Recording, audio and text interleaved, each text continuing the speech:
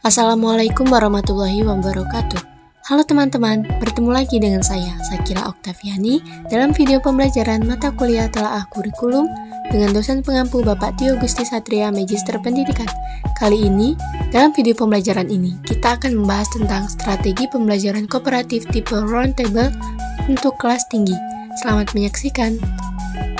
Pada video kita kali ini yang akan kita bahas yaitu pengertiannya, manfaatnya, kelebihan dan kelemahannya, bagaimana langkah-langkahnya, dan alasannya mengapa memilih strategi tersebut.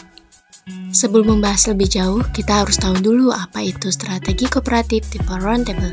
Strategi ini merupakan strategi dengan teknik menulis yang menerapkan pembelajaran dengan menunjuk tiap anggota kelompok untuk berpartisipasi secara bergiliran dalam kelompoknya dengan membentuk meja bundar atau duduk melingkar.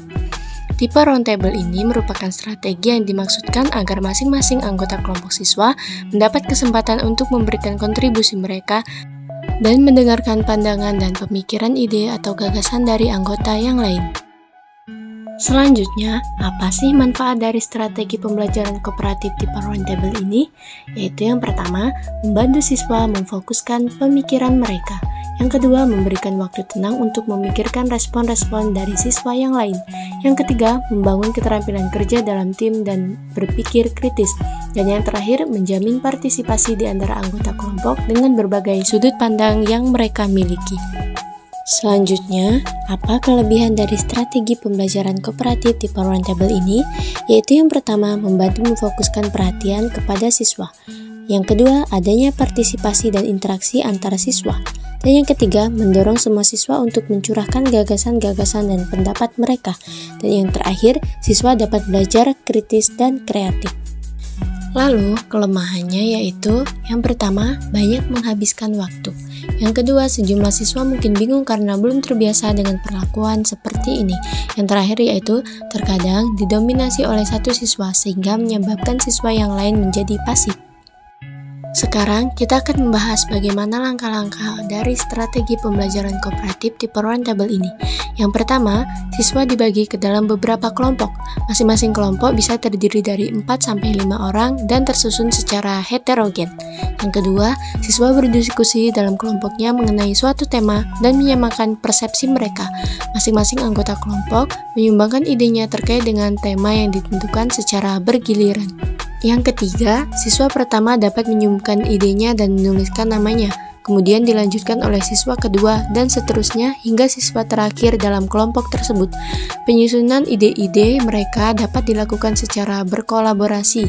Yang keempat, untuk ide yang sudah terkumpul dapat digunakan sebagai bahan untuk setiap anggota kelompok menyusun karangan secara individu.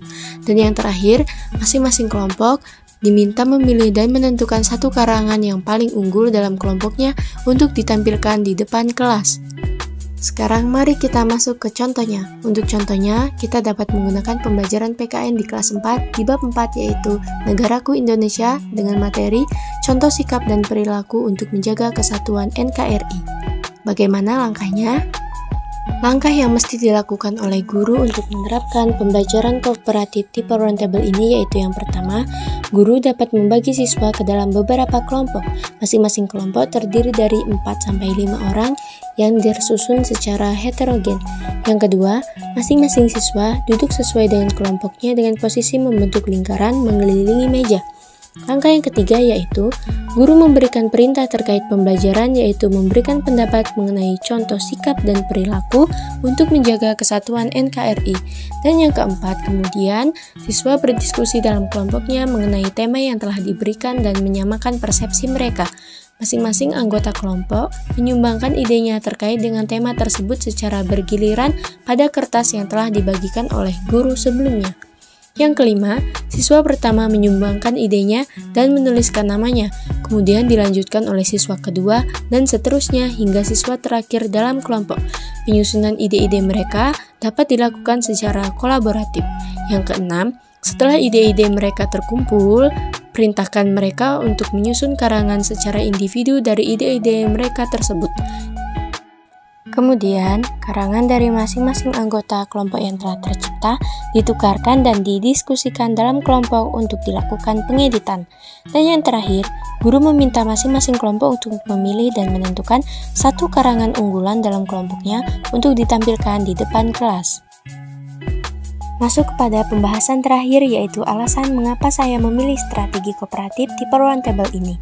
Hal ini dikarenakan siswa kelas tinggi sudah mampu berpikir secara lebih abstrak, sudah mampu menganalisis informasi dengan lebih kompleks, dan sudah mampu memahami konsep yang lebih rumit.